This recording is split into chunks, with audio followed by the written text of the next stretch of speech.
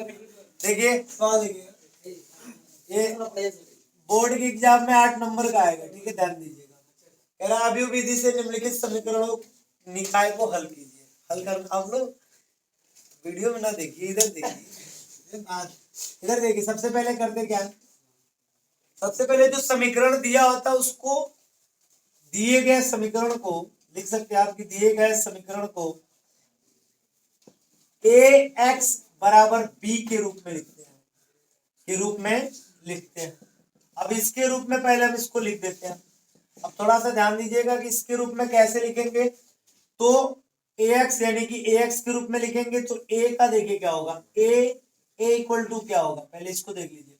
a equal to यहां से ले लेंगे वैल्यू 1, यहाँ पे 1, यहाँ पे क्या है 2, यहाँ पे ले लेंगे 1, यहाँ पे ले लेंगे 2 और यहाँ पे ले लेंगे 1, ठीक है। यहाँ पे 1 1 और 1 हो जाएगा। फिर x इक्वल टू ले लीजिए, x इक्वल टू क्या देख रहा है, एक्स वाई जेड, ठीक है। और b इक्वल टू मान लीजिए क्या है, b इक्वल टू बताइए क्या है, तो b इक्वल टू 4 1 2 हो जाएगा, ठीक है। अब देख लीजिए, ध्यान दीजिएगा, a का वैल्यू हो जा रहा है, b का वैल्यू हो जा रहा है और x का वैल्यू हो जा रहा है। इसमें करना क्या होता है, थोड़ा सा ध्यान दीजिएगा। इसमें करना होता है a x बराबर b लेना होता है। अब जब a x बराबर b लेंगे तो यहाँ पे a का वैल्यू भर दीजिए, ठीक है।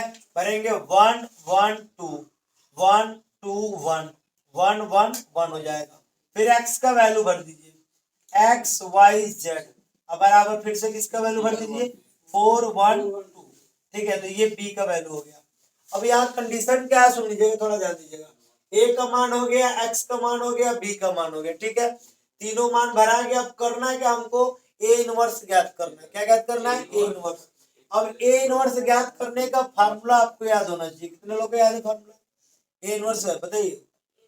a इनवर्स ज्ञात करने का फार्मूला क्या होता है, a dj a upon mod of a, ठीक है। चलिए बैठिए। तो a dj a mod of a होता है, ये फार्मूला होता है, इसी को ज्ञात करना है। इसमें सबसे पहले हम चेक करना है मॉड ऑफ ए। तो मॉड, अगर जो हम यहाँ पे इसको इक्वेशन लिख दे और ये ज्ञात करना है, तो सबसे पहले हमको दिख रहा है कि सारणिक ए हम पहले ज्ञात कर ले। तो सबसे पहले सारणिक ए ज्ञात करके चेक कर लेते हैं। अगर ये 0 आ जाएगा तब तो हमको उतना जाने की जरूरत है ही। तो हम सबसे पहले इसको चेक कर लेते हैं कि मॉड सारणिक ए का मान क्या होगा। तो सारणिक ए चलिए निकाल लेते हैं, 1 1 2 और यहाँ पे क्या है 1 2 1, ठीक है, 1 1 1। अब इसको पहले हम चेक कर लेते हैं कैसे बनाते हैं। आपको बताया था कि प्लस माइनस प्लस होता है, ठीक है। अब इसका 11 12 13 21 22 23 और 31 32 33 है। इसको सॉल्व करने का क्या तरीका है देख लीजिए। तो 1 ले लेंगे, अगर जो 1 लेंगे तो 11 है, मतलब पहला रो खत्म, पहला कॉलम खत्म। तो क्या बच जाएगा, 2 1 1 बचेगा। यहाँ प्लस के बाद माइनस आता है तो माइनस 1 ले लिए। तो ये 12 है, 12 मैंने पहला रो और दूसरा कॉलम खत्म, तो 1 1 1 1 बच जाएगा। समझ में आ रहा है। अब देखिए उसके बाद से प्लस 2 ले लेंगे, तो प्लस 2 लेंगे तो ये पहला रो खत्म, तीसरा कॉलम खत्म, 1 2 और क्या बच जाएगा 1 1 बच जाएगा। अब कुछ नहीं करना है इसमें, इसको क्रॉस मल्टीप्लाई कराया जाता है, ठीक है, क्रॉस मल्टीप्लाई। तो 2 का 1 में गुणा कराइए 2 और माइनस बीच में सिंबल देंगे, ठीक है। और 1 का 1 में गुणा कराएंगे 1 हो जाएगा, ठीक है। माइनस 1 1 का 1 में गुणा कराइए, 1 का 1 में गुणा कराइए, 1 माइनस का हो जाएगा 1 प्लस 2 और यहाँ देखिए 1 का 1 में और माइनस 2 का 1 में हो जाएगा। अब ये क्या हो जाएगा देख ले, 2 में से 1 गया, 1 1 इंटू 1 यानी कि ये हो गया कितना 1 माइनस, देखिए 1 में से 1 गया 0, ये समाप्त हो गया। चलिए 0 खत्म हो गया। 1 में से 2 गया माइनस 2 माइनस 1 और माइनस 1 का 2 में गुणा होगा माइनस 2 अर्थात माइनस 1 हो गया। मतलब आप समझ सकते हो कि जो सारणिक ए है, सारणिक ए नॉट इक्वल टू 0, यानी ये 0 के बराबर नहीं है। 0 के बराबर नहीं है तो इसका हल होगा। ये हम चेक कर रहे थे इसका हल होगा कि नहीं होगा, तो इसका हल होगा, क्लियर है, क्योंकि 0 के बराबर नहीं है। 0 आएगा तो इसका हल नहीं होता, लेकिन अब इसका हल होगा। तो इतना आपको समझ लेना। इसके बाद अब करें क्या, एडजॉइंट मैट्रिक्स कैसे निकाला जाता है, सखंडज कैसे निकाला जाता है, ये सीखेंगे। इसका मान तो पता चल गया माइनस है। अब इसका मान यदि हम निकाल लेंगे तो ले जाके संकड़ एक में रख देंगे तो हमको एक वर्ष का मान पता चल जाएगा, ठीक है। तो ऐसे हम मान निकालने वाले हैं। चलिए खंडज निकालेंगे। पहले आप देख सकते हैं, इतना समझ लीजिए। समझ में आ रहा है? इतना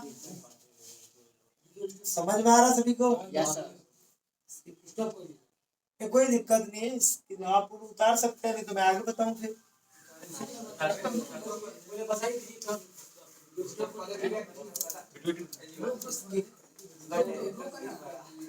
अरे देखिए, इसके बाद से क्या था कि इसको हम समीकरण एक मान सकते हैं। ए एक्स लिखा बराबर भी, एक्स को यहीं पे रख दीजिए और ए उधर जाएगा तो इनवर्स हो जाएगा, ए इनवर्स की वजह से समीकरण एक हो गया। अब ए इनवर्स का मान ज्ञात करना है तो ए इनवर्स बराबर होता है ए डीजे ए बटा सारणी के, यानी कि समीकरण 2 हो गया। अब ए इनवर्स का मान ज्ञात करने के लिए हम इस सारा प्रोसेस कर रहे हैं, इसमें हम सारणी के का मान ला दिए हैं। अब हमको एडजॉइंट मैट्रिक्स से लाना है, यानी कि ए डीजे ए का मान हमको लाना है। इतना तो आपको समझ में आ गया। तो चलिए ए डीजे ए का मान हम लाते हैं। देखिएगा ए डीजे ए का मान कैसे लाके दिखाते हैं आपको। ये टोटल समीकरण आप लिख के रहिए और ए डीजे ए का मान लाके दिखा रहे आपको हम। चलिए यहाँ पे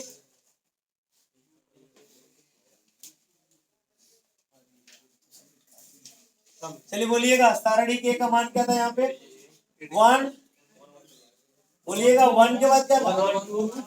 1 1 2 1 2 1 1 1 1। चलिए था। अब इसमें आपको निकालना है, एक एक वैल्यू निकालना है, ठीक है। अब यहाँ पे हमको समझना है एक एक सहखंडज निकालना है। ये 11 है, 12 है, 13 है, 21 है, 22 है, 23 है, 31 है, 32 है, 33 है। अब आपको निकालना है ए11 का सहखंडज। क्या निकालना है? सहखंडज। कैसे निकालेंगे? इसके लिए फार्मूला आता है, थोड़ा सा ध्यान दीजिएगा। ए11 का तो -1 का पावर 1 + 1। ये जो 1 + 1 देख रहे हैं आप, ये यहाँ पे हो गया 1 + 1 हो गया। और यहाँ पे आप देखेंगे 11 का निकाल रहे हैं आप, तो 11 में ये खत्म और ये खत्म, क्या बचा? ये बचा ना। आप इसको लिख लेंगे 2 1 1 1, ठीक है। अब यहाँ पे क्या कर लेंगे, देख लीजिए, एक लाइन सॉल्व कर देते पूरा यहाँ पे। तो यहाँ पे आप क्या करेंगे, -1 का पावर कितना है जी? 2 आ रहा है। और यहाँ देखिए 2 एकम में 2 हो गया, -1 एकम में 1 हो गया, ठीक है। यहाँ पे भी वही बात, क्रॉस मल्टीप्लाई होगा, माइनस बीच में रहेगा। यहाँ पे क्या हो गया, -1 का स्क्वायर करेंगे तो 1 हो गया, और 2 में से 1 गया, क्या 1, और 1 का 1 मल्टीप्लाई होगा 1। यानी आप देख सकते हैं कि A11 का आ गया पूरा। अब A11 के जैसे आया वैसे ही आप A12 का निकालेंगे, A12 का सहखंडज, ठीक है। अब ये कैसे निकालेंगे देख लीजिए, खूब अच्छे से ध्यान दीजिएगा। इधर देखिए -1 का पावर 1 + 2 लिखाएगा, और जब माइनस, ये देखिए 12 कौन है, इधर देखिए 12 कौन है, 11 12, ये है ना जी। तो पहला रो खत्म, दूसरा कॉलम, क्या बचेगा? 1 1 1 1 1 1 1 बचेगा। अब देखिए -1 का पावर यहाँ पे 1 और 2 कितना हो गया? 3। माइनस का पावर जब सम संख्या होता है तो मान पॉजिटिव होता है, और जब -1 का पावर विषम संख्या होगा तो मान निगेटिव होगा। तो यहाँ पे मान निगेटिव मिलने वाला है। और ये 1 का 1 में गुणा करा है, 1 का 1 में गुणा करा है, ये 1 - 1 मिल गया, अर्थात 0 हो गया। और 0 का निगेटिव में गुणा कराएंगे अर्थात 0 ही होगा। तो क्लियर हो गया, 11 हो गया, 12 हो गया। अब 13 का निकालेंगे, देखिए इधर ये 13 का सहखंडज निकालेंगे, ये 13 का सहखंडज निकालेंगे, -1 का पावर 1 + 3। देखिए 13 मतलब ये वाला, यानी कि पहला रो खत्म, तीसरा कॉलम खत्म, 1 2 1 1 1 2 1 1 बच जाएगा, ठीक है। अब इसमें क्या करेंगे, -1 का पावर कितना हो गया? 4, ठीक है। अब देखिए यहाँ पे 1 1 जा 1 और 2, यानी कि 2 एकम में 2 हो जाएगा, ठीक है। अब इधर देखिए ध्यान से, -1 का पावर सम संख्या है, ये हो जाएगा पॉजिटिव हो जाएगा, और 1 में से 2 गया, कितना? -1 बन जाएगा। तो ये देख लीजिए 11 12 13 का निकाल लिए। जैसे हमने 11 12 13 का निकाला है, ठीक उसी प्रकार से आपको 21 22 23 31 32 33 3 6 और निकालने पड़ेंगे। तो मैं 6 निकाल के दिखा रहा हूँ आपको, देख लीजिए थोड़ा सा। आप यहाँ पे देख सकते हैं A21 का मैं निकाल रहा हूँ, ठीक है। 21 का निकालो तो -1 का पावर क्या हो जाएगा? 2 और 1 हो जाएगा, ठीक है। अब यहाँ पे क्या लिख देंगे बताइए, 21 में ये निकालना है तो पहला रो खत्म, 21 है ना, सबका रो खत्म, पहला कॉलम 1 2 1 1 1 2 1 1 बच जाएगा। -1 का पावर क्या है? विषम संख्या, यहाँ पे 1 1 जब 1 का 1 में मल्टीप्लाई या 2 का 2 में, देखिए 2 का 1 में, तो ये माइनस तो मिला इसका माइनस, और ये -1 मिल गया, तो ये अर्थात कितना हो गया, ओनली 1 हो गया। ठीक है, अब देखिए ये 22 का सहखंडज कैसे निकालेंगे, तो -1 का पावर 2 + 2 हो जाएगा, और ये खत्म और ये खत्म, 1 2 1 1 1 2 1 1, यहाँ पे देखिए ये बचेगा 1 2 1 1। अब यहाँ पे भी वही बात, -1 का पावर कितना 4 हो गया, और यहाँ पे 1 का 1 में गुणा 1 और 2 का 2 यानी कि 2 हो गया, 1 में से 2 -1, और ये तो प्लस, देखिए -1 का पावर सम संख्या तो पॉजिटिव मिला, और 1 में से 2 गया -1, यानी कि यहाँ पे हमको -1 मिल जाएगा। ठीक है, अभी ध्यान दीजिएगा, A23 का निकाल लेंगे, तो 23 का निकालेंगे तो -1 का पावर 2 + 3 निकल जाएगा। इसमें देखिए ये लेंगे दूसरा और तीसरा छोड़ देंगे, 1 1 1 1 हो जाएगा, 1 1 1 1 हो जाएगा। अब इसमें क्या करेंगे, -1 का पावर 5, और यहाँ 1 में से 1 गया, ठीक है 0 हो गया, अर्थात ये पूरा क्या हो गया, 0 हो गया। अब आपका बच रहा देख लीजिए A31 का, 31 का निकाल रहे हैं। ठीक है, 31 ये हुआ, तीसरा मैंने 31 में तीसरा 3 आ रहा है, 3 तीसरा रो छोड़ देंगे और पहला कॉलम छोड़ देंगे, तो देखिए -1 का पावर 3 + 1, और ये बचाएंगे, देखिए क्या क्या बचेगा, तो क्या बच जाएगा आपका, ये खत्म 1 2 2 1 है ना, 1 2 2 1 बच जाएगा, अर्थात ये हो गया -1 का पावर 4 हो गया, अर्थात देखिए 1 1 हो गया, और 2 दूनी कितना हो गया, 4 हो गया, ये कितना आ जाएगा, -1 का पावर अगर जो सम संख्या होगा तो मान पॉजिटिव होगा, ये पॉजिटिव हो गया, 1 में से 4 गया -3, यहाँ पे -3 बच जाएगा, अर्थात अभी बाकी है 32 का बाकी है और 33 का बाकी है। चलिए 32 और 33 का मैं यहाँ पे आपको बना के दिखा दे रहा हूँ, यहाँ पे बना के दिखा दे रहा हूँ, ठीक है, यहाँ पे बना के, यह बाकी है कौन सा, 32 का, 32 का सहखंडज मैं डायरेक्ट बता दे रहा हूँ आपको कि 32 का क्या हो जाएगा, तो -1 का पावर हो जाएगा 3 + 2, और ब्रैकेट क्या बच जाएगा, देखिए तीसरा रो और दूसरा कॉलम बताओ, 1 2 1 1 1 2 1 1, ये क्या हो जाएगा, गुणा करा लीजिए तो क्या मिल जाएगा, -1 का पावर कितना बच गया 5, और 1 का 1 में गुणा करेंगे 1, और 2 का 2 में 2, 1 में से 2 गया -1, और ये माइनस मिलेगा, अर्थात हो गया +1 हो गया। ठीक है, अभी देखिए 33 का निकाल लीजिए, -1 का पावर 3 + 3, और क्या मिल जाएगा यहाँ पे, बोलिए यहाँ पे क्या मिल जाएगा, यानी कि तीसरा रो और तीसरा कॉलम, तीसरा रो तीसरा कॉलम खत्म, 1 1 1 2 ये बचेगा ना, तो -1 का पावर बच गया आपका 6, और ये 2 एक में 2 -1, 2 में से एक बचा, और एक का इसमें गुणा करा लेंगे, एक आएगा, अर्थात देखिए इसके बाद क्या लिखा जाता है, ये आप 11 से लेकर के और 32 तक बना लिया आपने, यानी प्रत्येक का सहखंडज निकाला। अब लिखते हैं सहखंडजों से प्राप्त आव्यूह, सहखंडजों से प्राप्त आव्यूह लिखते हैं, तो आप इतना नोट कर सकते हैं, फिर इसके आगे हम बता रहे, फिर इसके आगे चलिए सहखंडजों से प्राप्त आव्यूह लिखेंगे, इसके आगे हम नोट कर लीजिए इसको, कोई बात नहीं, नोट कीजिए आप लोग।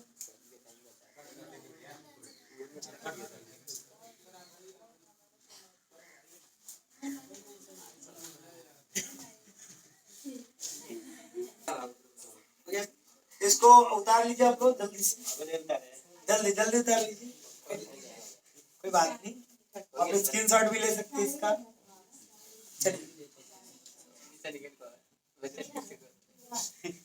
देखिए ये सहखंडजों से हमने ये 33 तक निकाल लिया, अब हम क्या करने वाले इसके बाद से देख लीजिएगा। चलिए हो गया सबका, चलिए देखते हैं हम इसके बाद क्या लिखने वाले, थोड़ा सा ध्यान दीजिएगा, इतना हो जाने के बाद से आप लिखेंगे,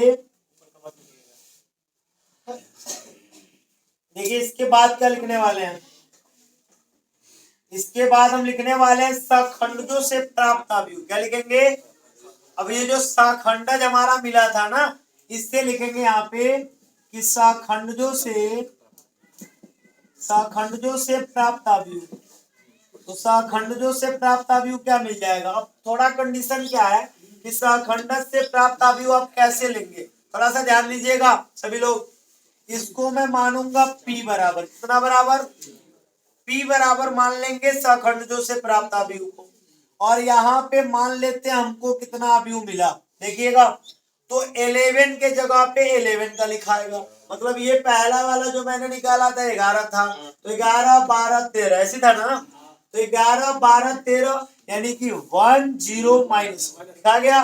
फिर था 21, देखिए 21 22 23 यानी कि 1 0 1, अच्छा ये याद हो गया था ना, 1 माइनस 1 और 0, फिर होगा 31 यानी कि -3 32 1 और 33 1। ये आपका अब इसका काम खत्म हो गया। अब शाखंडस शंकु को ही देखिए, ये हमारा कहानी खत्म हो गया यहाँ पे, और इसको मैं मिटा दिया, देख लीजिए फाइन। अब ध्यान दीजिएगा, अब ये हो गया शाखंडों से प्राप्त।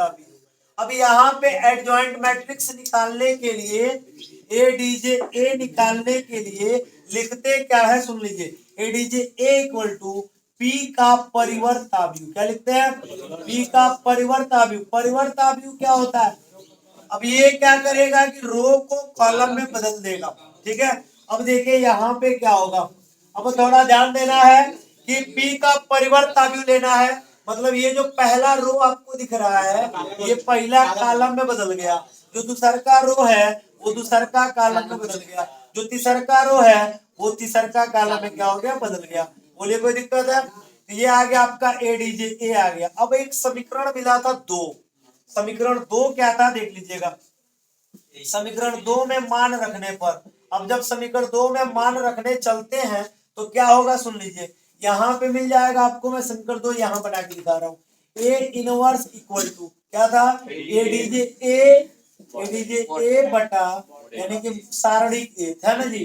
तो ए इनवर्स का मान ज्ञात करने के लिए हमको एडीजे ए का मान रखना होगा, यानी कि 1 माइनस 3, यहाँ पे 0 0 और क्या है -1 और 1, और यहाँ पे क्या हो जाएगा -1 0 और 1, और इक्वल टू थोड़ा बटा मॉड ऑफ कितना था, -1 था। सारणी के का मान कितना आया था, -1।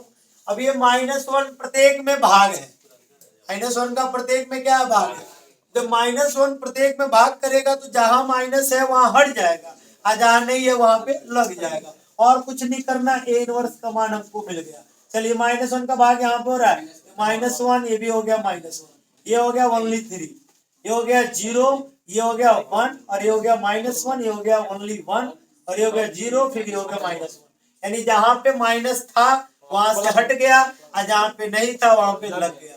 तो ये ए इनवर्स का मान प्राप्त हो गया। अब आते हैं थोड़ा इसको समीकरण 1 पे, क्योंकि हमको एक्स वाई जेड का मान क्या, अब देखिए मान समीकरण 1 में रखने पर, अब जैसे हम आते समीकरण 1 में रखने, तो समीकरण 1 हमने प्राप्त किया था x equal to A inverse B, और x का मान हमारा आया था एक्स वाई जेड, और ए इनवर्स का मान आया था, अभी आया हुआ है -1 -1 3 0 1 -1 1 0 -1, और b का वैल्यू कितना दिया था 4 1 2, ये था ना जी। अब कुछ नहीं करना, मल्टीप्लाई करा देते हैं, ठीक है। तो चलिए इसका गुणा कराते हैं, तब तक इतना आप नोट कीजिए, और लास्ट पोजीशन बाकी है इसका गुणा करा के फाइनल करना है, ठीक है। तो चलिए इसको नोट कर लीजिए, स्क्रीनशॉट ले लीजिए इसका, उतार लीजिए। तो ये हो गया आपका x बराबर ये टोटल आ गया। अब इसमें क्या करना है देख लीजिए, ए इनवर्स का मान हम ला के रख दिए हैं, b का वैल्यू है, और इन दोनों का मल्टीप्लाई करा देंगे। गुणा देखिए कितना आसान होगा, थोड़ा मैं गुणा करा के आपको दिखा दे रहा हूँ, देख लीजिए गुणा कितना आसान है यहाँ पे। अब ये गुणा बिल्कुल आसान होगा, इसमें का टोटल टाइप चलेगा, इधर ध्यान दीजिएगा। x ये दे रहा है आपका एक्स वाई जेड दे रहा है ना, ये एक्स वाई जेड दे रहा है बराबर, इधर देखिए गुणा कराते हैं। अब देखिए पहले रो को उठाएंगे हम और पहले कॉलम में गुणा कराएंगे, क्योंकि कॉलम एक ही है तो एक ही बार गुणा होगा। अब देख एक और बात होता है कि पहले नंबर को गुणा कराएगा, दूसरा दूसरे को, तीसरा तीसरे को, तो -1 का 4 में गुणा कीजिएगा तो -4 ही होगा, फिर -1 का 1 में गुणा कीजिएगा -1 होगा, फिर 3 का 2 में कीजिएगा 6 होगा। अब चूंकि और कोई कॉलम है नहीं तो बस एक ही बार गुणा होगा, फिर दूसरे रो को उठाएंगे, फिर पहले कॉलम में गुणा कराएंगे, तो 0 का 4 में होगा 0 हो गया, प्लस 1 का 1 में होगा 1 हो गया, -1 का 2 में होगा -2 हो गया, अब देखिए तीसरे रो को उठाएंगे फिर तीसरे कॉलम में गुणा कराएंगे, तो 4 यानी कि 4 एकम में 4 हो गया, और 0 का 1 में गुणा कराएंगे 0, और -1 का -2 यानी -2 हो गया। अब इसको आप ऐड कर सकते हो x y z, ठीक है। अब ये आपका हो जाएगा माइनस, देख लीजिए 6 में से ये 5 घट जाएगा, 1 बच जाएगा, तो -2 में से 1 घटेगा -1, और ये 4 में से 2 गया 2, अर्थात x बराबर 1, y बराबर -1 और z बराबर जो है 2। ये आपका आंसर हो गया, और ये आपको 8 नंबर जो है दिलाने वाला बोर्ड के एग्जाम में, ठीक है। तो आप इसको उतार सकते हो, उतार लीजिए। अब मैं आपको 2-3 सवाल दे रहा हूँ प्रैक्टिस करने के लिए, ठीक है, तो प्रैक्टिस कर लीजिएगा। चलिए सवाल 2-3 दे रहे हैं प्रैक्टिस करने के लिए, इसको नोट कर लीजिए, और 2-3 सवाल आपको मैं प्रैक्टिस के लिए दे रहा हूँ।